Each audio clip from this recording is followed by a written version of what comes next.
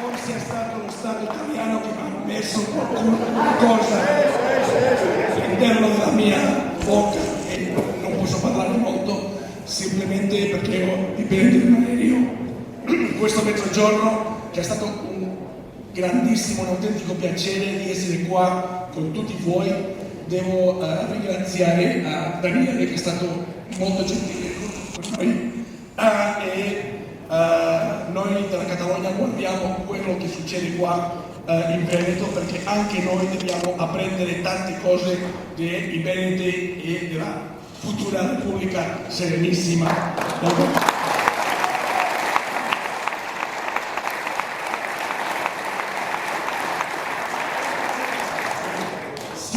Simplemente perché no, penso che oggi è un giorno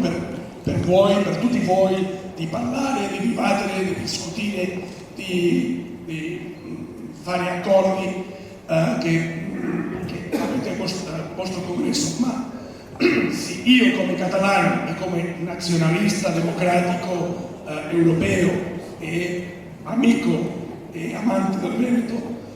quello che penso che devo dire dal mio cuore e anche dalla mia testa, oggi un po' mal di testa per la grappa, perché posso parlare un po', per il prosecco, per il vino rosso, bianco, per tutto, e anche per questi italiani che mi hanno messo questo veneno in gola. Ma penso che il messaggio che io devo dire è un messaggio di unità. Se volete fare l'indipendenza si deve lavorare con tutti, si deve lavorare con la destra, con la sinistra, con i imprenditori, anche con i sindacalisti. Io lo so che ci sono di gente diversa e non è facile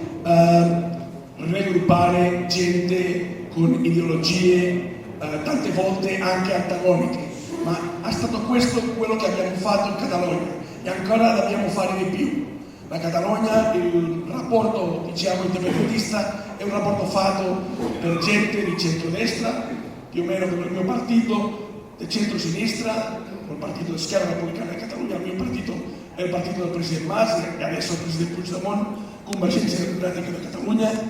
e anche di gente che noi non siamo molto d'accordo a livello ideologico di un partito che si chiama la CUP, che è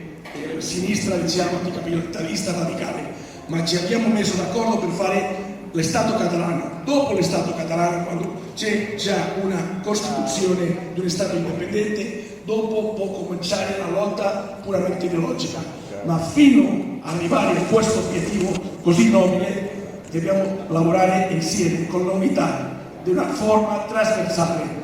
Altra volta è fare il gioco allo Stato italiano o allo Stato spagnolo, e questo è quello che voglio dire: unità, unità, unità per fare l'indipendenza del Veneto, per terra, per mare.